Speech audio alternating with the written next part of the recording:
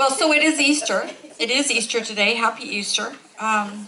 This is the day that the Christian world celebrates one of its central ideas, that on the third day after he was crucified, Jesus rose from the dead and walked out of the tomb. This is a big story, right? It's a big story. It's a big story that is part of the mythos of every single spiritual tradition that has ever been. It appears, the idea of a god or a demigod dying and being resurrected is a very, very old idea, long predating the story, the Gospels about Jesus. 2,000 years before the Common Era, for example, there is a story about a Sumerian god whose name is Tammuz, who died and was resurrected a few days later. And in Egyptian mythology, there's the Egyptian god Osiris, whose wife gathered up all of the parts of his body after he'd been killed, and he was reborn. And in 1200 BCE, there were two Greek gods, Dionysus and Attis, who received the same mythology. Attis, incidentally, was also said to have been born of a virgin and killed by crucifixion and rose 3 days later.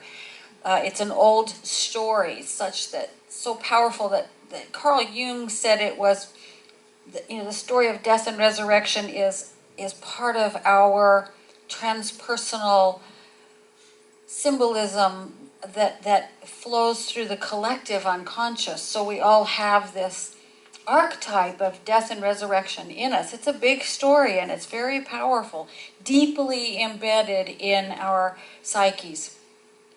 There was a surgeon and writer whose name was Sherwin Newland, and he wrote, "There are resurrection themes in every society that has ever been studied, and it's not just because we fantasize about the possibility of resurrection and recovery. It actually happens. It happens a lot," he said. And I don't think he was just talking about medicine. I think he was talking about life. Resurrection and recovery happens all the time. It happens all the time. The Episcopal priest who wrote O Little Town of Bethlehem, Phillips Brooks, said, "Let every man and woman count himself immortal. Let him catch the revelation of Jesus in his resurrection. Let him say not merely Christ is risen, but I rise." Let him catch the revelation. The revelation for me is that resurrection isn't a noun. It's not an event that happened. It is a verb. It's a spiritual practice. It is a spiritual practice we do all the time, so that when life deals us one of those unavoidable blows, we all have them, right? You don't get out of here without them. We're able to come out the other side transformed. It's a practice of becoming a spiritually mature people, I think. But like every other spiritual practice, it's also a practice that makes our lives larger while we're doing it. So it's a win-win-win-win-win. So nobody loses. Resurrection, in my mind, is the leap from where we are to a whole new way of thinking and being, a broader consciousness, a greater awareness of ourselves and our place and our relationship with the whole. 30 years ago, this coming September, I got sober, and that was a resurrection for me. It was a whole new way of life. Finally forgiving my mother was a resurrection for me. A leap into a whole different way of being in the world. I was no longer attached by scar tissue to someone that I had created in my own mind, right? Learning to live with an open heart was a resurrection for me. Learning to live that I was safe, understand that I was safe in the world with my heart open. It's a leap into this heart-centered thinking, I believe. I think that's what resurrection is. Thinking with the mind alone excludes the heart, but thinking with the heart includes the mind. And so it's a whole different way of being. It's a way of taking two seeming opposites and reconciling them. While they're still paradoxical, you can live with both of them when that heart swings open and you start to think from there instead of merely from the facts. So resurrection is the leap into heart-centered consciousness as a way of life, a leap into living in hope and grace and compassion and larger being, right where we are, right in our current lives. I'm rereading a wonderful book called To Know as We Are Known. It's by Parker Palmer, who's one of my great lights, and he's a Quaker teacher, educator, author, and kind of a smart aleck. I love him. And he wrote in that book, hope and grace do not come cheap. Hope and grace do not come cheap. They require an offering up of our own inner darkness to the source of forgiveness and transformation. I love that sentence. Hope and grace do not come cheap. There is no resurrection without crucifixion. We forget that part. Or we focus totally on the calamity of crucifixion and forget that it is followed by resurrection. The cross itself is such a fabulous and fascinating symbol for me. It is the place where the mundane, the human, the everyday meets the transcendent. It's the place where that part of us that wants to be angry and hold on and not forgive meets the spirit that lives within us. And the intersection of those planes, there's no mistake, lies at the heart. So resurrection is learning to live from here rather than from either only the transcendent or only the mundane. It's a symbol about uniting those two things. So when we practice resurrection, we find ourselves being transformed moment by moment and day by day in all that we do. And we also become forces of resurrection for other people. The reading today comes from a story by Megan McKenna, not the reality star, by the way, the writer, Megan McKenna. She was leading a large group discussion, and they were talking about the verses from the Gospel of Luke where Jesus resurrects the widow's son. And she was discussing these verses, and from the back of the room there was a harsh question. Have you ever brought anyone back from the dead? She wrote, I had been saying at that moment that life happens when we're interrupted, and that some of the most powerful acts of resurrection happen to the least likely people. That we are the people of resurrection and hope, called to live passionately and compassionately with others, to defy death, to forgive, and to bring others back into the community, to do something that is life-giving, that fights death and needless suffering. And then this challenge from the back of the church. Have you ever brought anyone back from the dead? My response was, yes.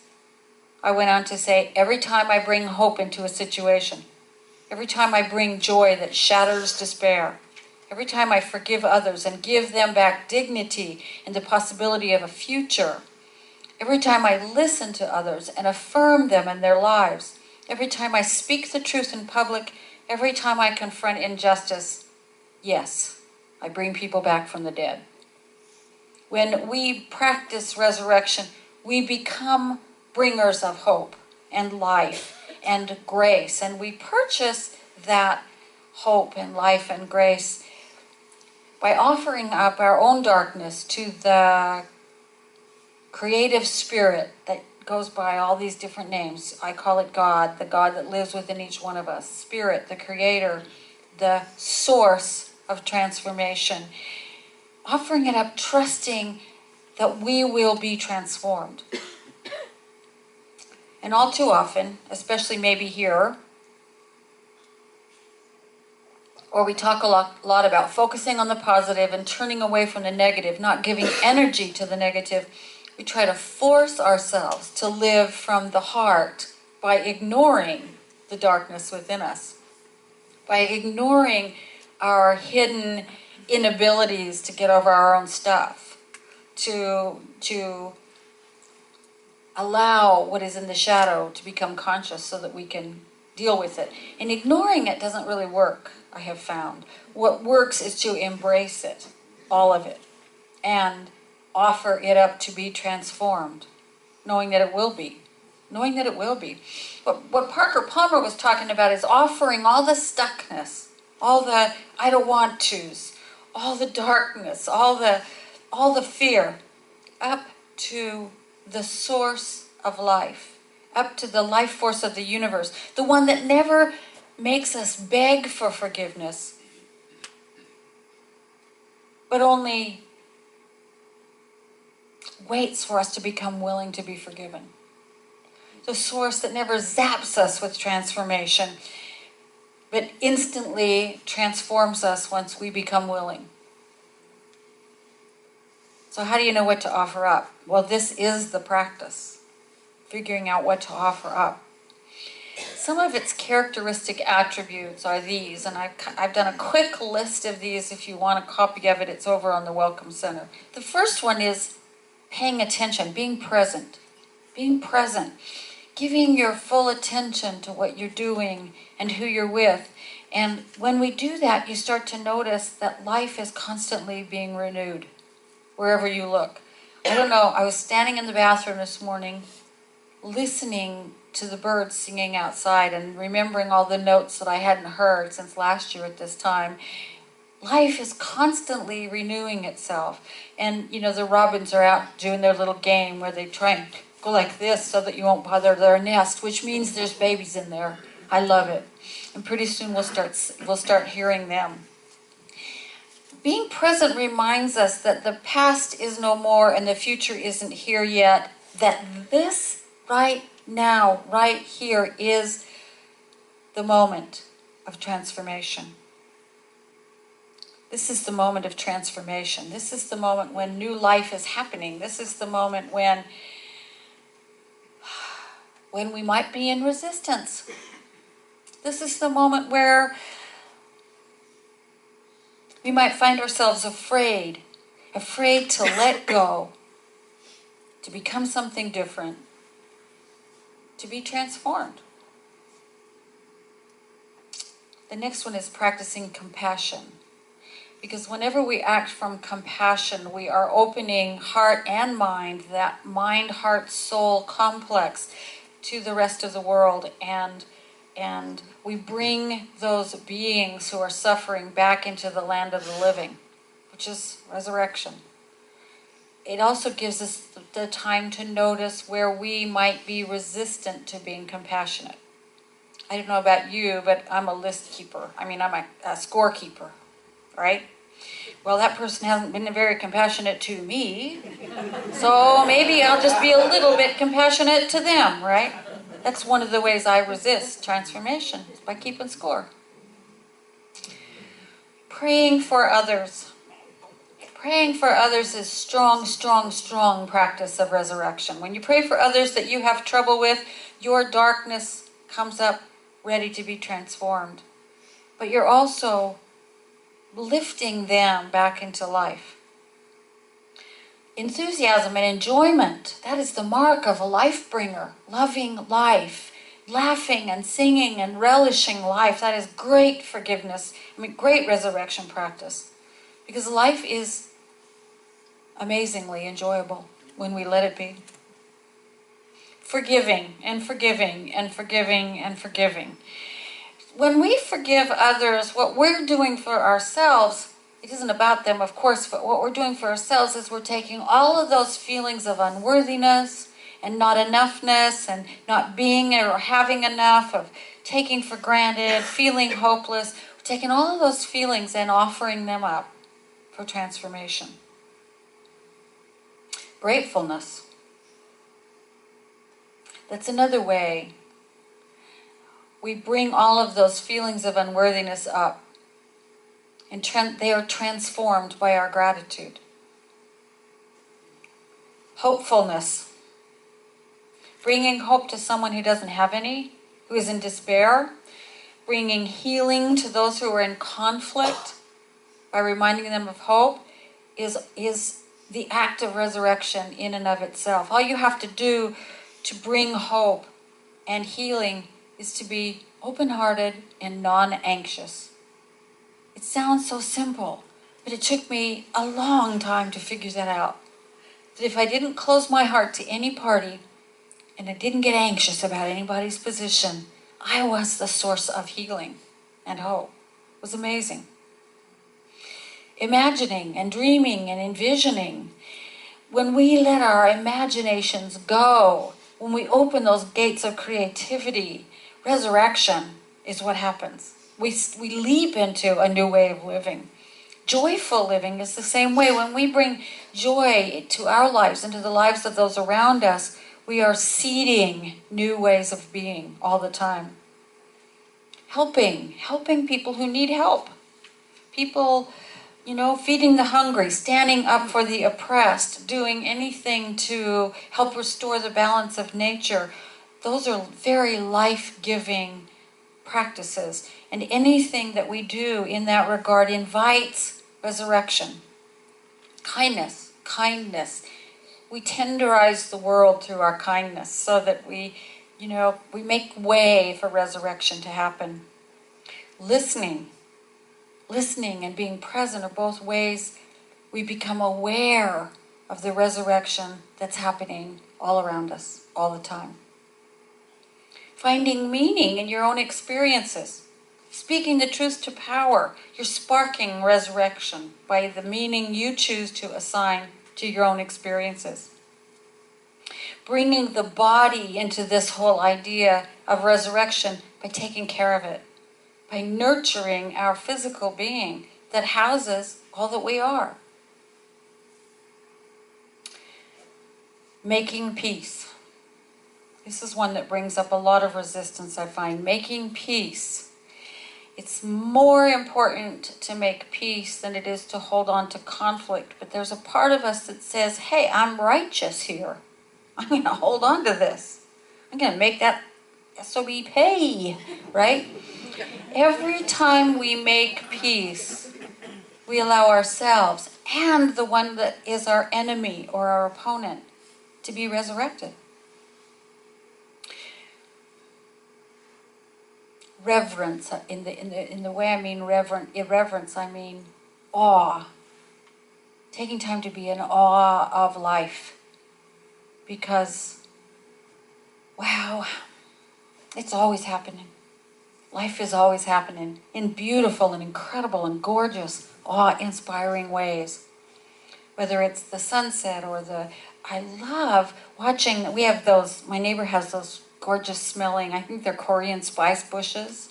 Like every day I can see the flower started out as the size of a pinhead. And they're big when they bloom. And I'm watching it grow as I look at it. It's amazing.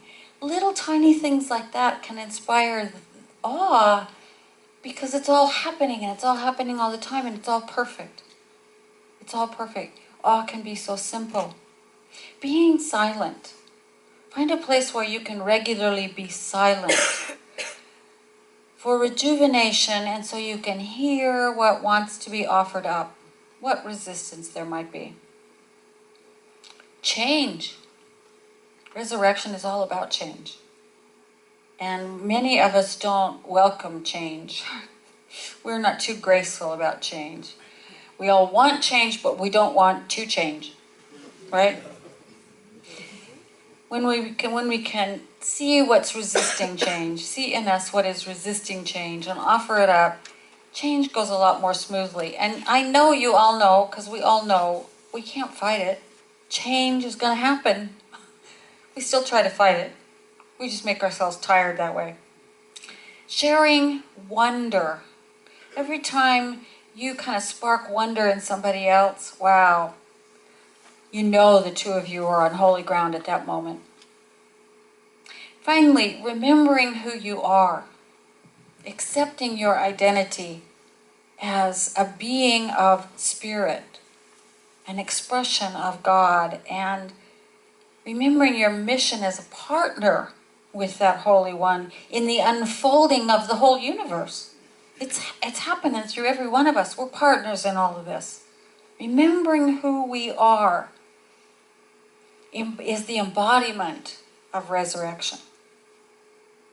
Practicing resurrection means having faith that you and God together, which is always the way it is because we're never alone, right, can make something wonderful. Even out of our selfishness and our anger and our greed and our hatred and our righteousness or any other shadow quality we may want to think about. Once we become willing to let it be transformed, amazing things start to happen. Amazing things start to happen. So I'm going to take a few minutes now to become, for each of us to become still and silent. And we're going to use that flash paper. So if you have something to write on, you don't even need to write on it. You can just put whatever comes up for you into that flash paper. We'll be gathering them up in a couple of minutes. But I want to take a couple of minutes to become still and silent and look within at what darkness is there, about what darkness might want to be offered up so that we can proceed to be transformed, so that our own strength as bringers of transformation flows through us without anything getting in its way. So in a few minutes, we're going to gather all those things up from you, and then we're going to let them go. So I invite you right now to just close your eyes and to let your awareness be on your breath. And to just let yourself relax into your chair. Let each exhale relax you a little bit more. Let everything like discomfort or unease just go. Just let it go. And think about this practice, this spiritual practice of resurrection and transformation. And think about its elements. Forgiveness, compassion, gratitude, hopefulness, enthusiasm, kindness, generosity of spirit, service to others and the world, self-care, mindfulness. What is your emotional response to those things?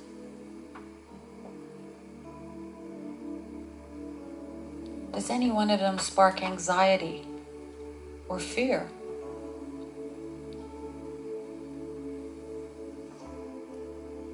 Any scorekeeping?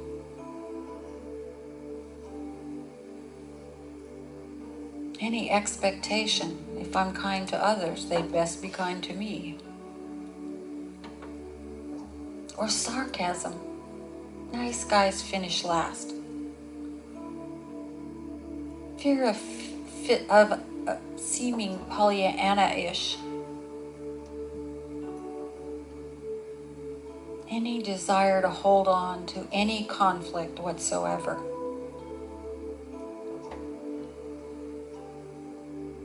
Places or circumstances you feel you cannot forgive.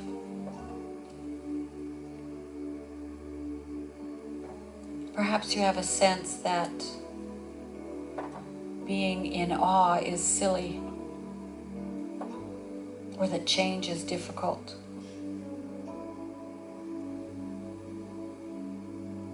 Whatever it is, let it come up in your mind.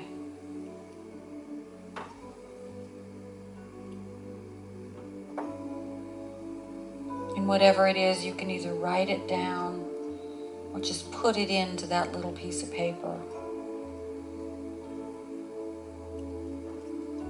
Whatever it is you are willing in this moment to give over to Spirit to be transformed.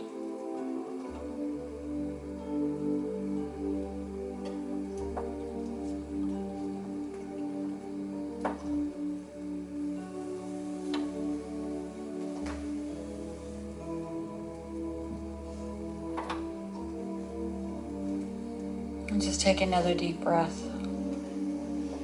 Bring all your awareness back to your body. Sitting in the chair.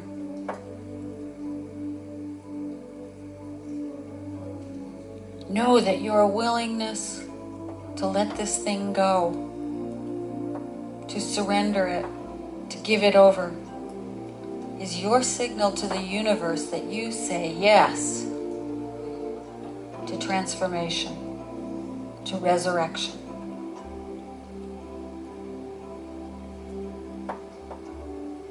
And when you're ready, open your eyes.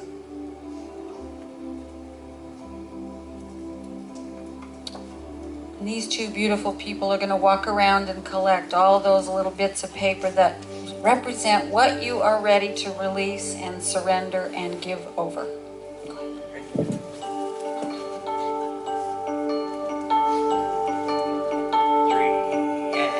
I am just a thread, a simple thread in this glorious web of life.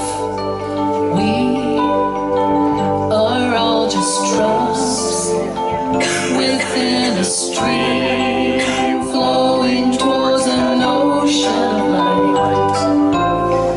We may forget where we come from. We may forget where we're going to. I might not see that you're a reflection of me as much as I'm a reflection of you.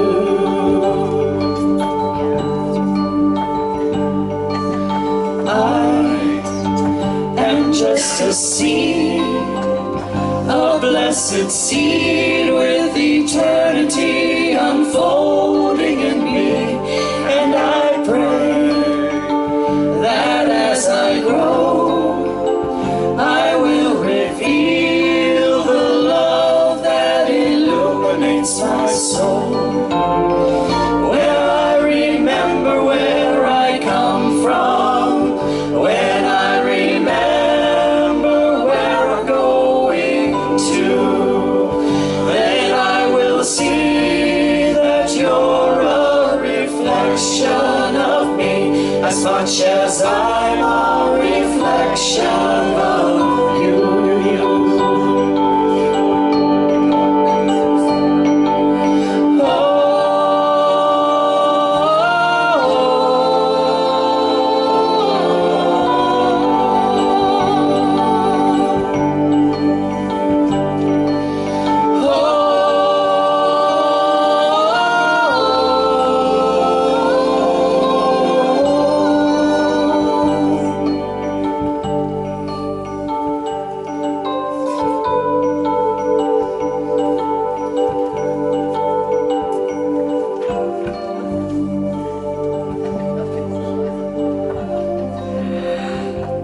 And so let's pray together. In this moment, I recognize the allness of God, the allness of Spirit, the Spirit that is omnipresent, omnipotent, omniscient. I recognize the presence of that Spirit in each one of us here. It is the breath that we breathe. It is in our blood. It is in every tissue and fiber of our being. It is the consciousness with which we think. And as we surrender to that allness, the allness of God, surrender everything that blocks our hearts from opening, our very beings from being transformed. I know that these stumbling blocks and dark thoughts and negative feelings are surrendered and they disappear. They disappear from our lives, they disappear from our consciousness, just as they disappear from this vessel.